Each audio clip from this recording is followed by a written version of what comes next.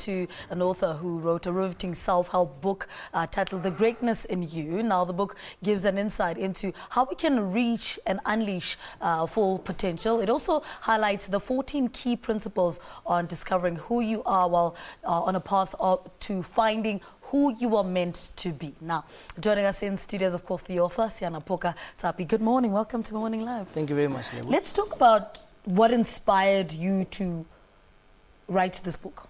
I think what inspired me, first I do a lot of professional speaking. In fact, I've been doing public speaking since 2005 from high school. So usually you would grow into that and then eventually it becomes part of you.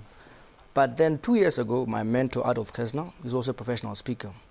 I love writing, and then he came to me and said, you know what, I think because you do speaking and then you have people you speak to, it would be nice to have a point of reference, something that people can always go back and look into. So take all the stuff that the research you've done, put it together and put it in the form of a book. And one of the things then I then decided, okay, let me put together this thing called a book and then write a book. But what really inspired me as well was trying to find a distinction between the difference between what makes successful people successful and unsuccessful people unsuccessful people. And in the first chapter, which is the introductory part, I coined something I call the 7 chakras of success. And the first one was they have a very strong sense of purpose. They have understanding of who they are and what they are doing and the difference they are making. They have a charity, not in a sense of charity of giving, but saying, you know what, I need to contribute in the most meaningful way possible. Because ultimately we can only grow by growing others. They have courage. Now, courage in the context of the book doesn't really mean to be brave, to go out there. The word courage actually comes from the French word courage, which basically means heart. Courage, therefore, means silencing the noise in your head, listening to the voice of your heart and saying, okay, this is who I am, this is what I'm going to do. And then they have efficacy, which was a term coined by Stanford professor Albert Bandura. Efficacy just means that inner knowing from inside, saying, you know what, I'm going to do great things and I'm going to set out to do those great things out there. And then having a sense of self-confidence and then having self-acceptance. So all those 7 distinctions is what separates successful people from unsuccessful people, which eventually translate into success. So they have a sense of purpose, they have understanding, they have that charity, they have that courage, they have that efficacy, then they have the self-confidence and the self-acceptance to say, this is who I am and this is what I'm going to charge boldly and do. So pretty much that is the premise of the book, and then it then translates into the 14 principles from ambition right out to being the human being of value. So that was pretty much what inspired the book, and that gave me the inspiration and the permission to actually sit down and write it, alongside my mentor Adolf Kesner, who was very adamant in the past year to say, you know what, you need to finish this project because you go out and then you go speak, and then after 2 days people say, you know what, he said something around failure. What exactly did he say? So have it in a book and then always be able to give something people to refer back to. So that's pretty much what inspired the book. Why put it 14 key principles? 14 specifically because based on my research and based on what I could get access to was the principles that I had then pinned out was 14. So I couldn't find 15 or 20. So I came up with 14 because that was the much I could get then. What were the highlights of putting this book together? I think much of that was the shambok I got from my mentor. Half of the time to say, how far are you with the book? I'm on like page something now. I'm on my way. So for a long time, I'd been trying to finish it. And it was a bit of a mission to do that. And then I had to go into the experience of now knowing that there's this thing called an editor. There's this thing called a proofreader. There's this whole process of writing a book. And I thought, okay, this is interesting. But it was a great learning process for me. And there's a lot of mistakes that happened along the way. But the most valuable thing I learned writing a book was that, you know what, you're going to fail the first time when you attempt it. And in fact, minor mistakes. But failure is really not a setback. It's a valuable feedback.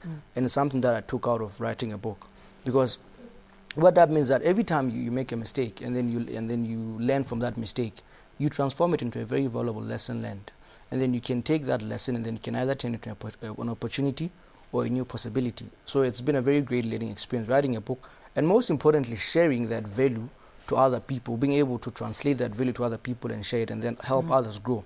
Like I said, the premise of the book as it is that we can only grow by growing others. So the question that each and every one of us will ask ourselves is, how do I grow others and how do I grow by growing others? Say maybe in my case as a speaker and as a writer, I see writing as a way of growing.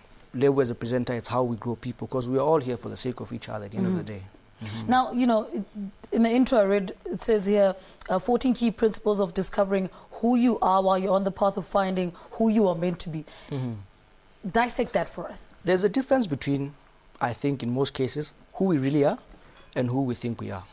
And it's only when we take that journey of transformation, personal transformation, and asking ourselves, who am I really and what am I here for?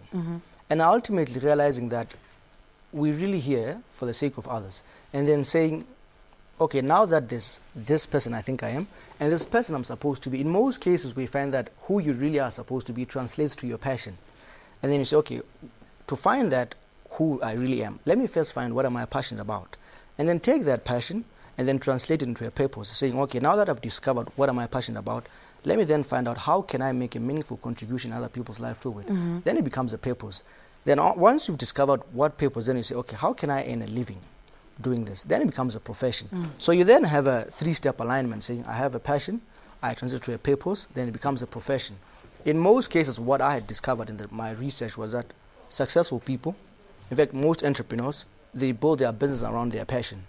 I was reading about the guy who founded GoPro. I realized that this guy actually, he loved adventure sport and he loved taking the moments. He said, you know what, I'm going to build a business on this passion. You take Mark Zuckerberg, Facebook. He loved programming, so he built a business around that. In fact, everyone who's successful, their business started from their passion. You take any successful company, one of their core values is passion. Now it's taking that passion, giving it purpose, and then eventually earning a living by making it a profession. Then if you have a bigger vision for it to impact the world, it becomes a business. How do you deal with fear of failure in the book? The fear of failure. There's fear and then there's failure. First, I said failure is not a setback. It's valuable feedback. Because it's information you get when you derail from your course to help you redirect your efforts towards your goals. So every time you make a mistake, once you transform it into a valuable lesson learned, it becomes an opportunity or a new possibility. Secondly, what is fear? Well, according to in the chapter 7 of the book, I said, look, fear really is not the absence of courage. Once you have a sense of fear, it's not that you don't have courage. What fear really is that it's the shadow of courage. So in most cases, I'll ask, why do you hide in the shadow of your fear when you can rise into the light of your courage, which is where we truly shine, where your talent, where your gifts and everything shine. So it's about reframing that fear and then showing the reader that, look, actually it's not a fear. It's actually the shadow of fear. You have courage, or maybe it's anticipation. It's only when you look at things differently that things start becoming very different. And then we have a different approach, and then we have a different outcome toward that. Because every experience actually has an outcome. What has been the greatest or best compliment you received about the work so far? Regarding the book, I think mostly what I was talking about, things like the sky is the boundary. What most people like is that, you know, there's a whole thing that for the past century, everyone has said the sky is the limit. The actual truth is that the sky is not the limit. It used to be, apparently, but that was in 1903 when the Rice brothers went up the road. But if you look at in our generation specifically, I think the permission and the inspiration to dream and to dream big is unlimited. So the sky is no longer the limit. It's now a boundary. And the beauty of boundaries is that they can always be transcended. And we live in an environment where we no longer have to strike while the iron is still hot. We can strike it until it's hot because we have that permission to do things differently. So while everyone is sitting down and saying, you know what, I'm going to strike while the iron is still hot, we say, well, let's do it differently. Let's strike it until it's hot. And let's see if we can see something different. And instead of saying the sky is the limit, let's say the sky is the boundary. And let's see if we can transcend that boundary. All right. Seanaphoka, thank you so much for talking to us. Seanaphoka Tsapi is the author of a book titled The Greatness in You, and he's a motivational speaker as well as a facilitator. All right, let's take a break. We talk all things orchestra after this. That interview comes out of our Durban studios. Stay with us.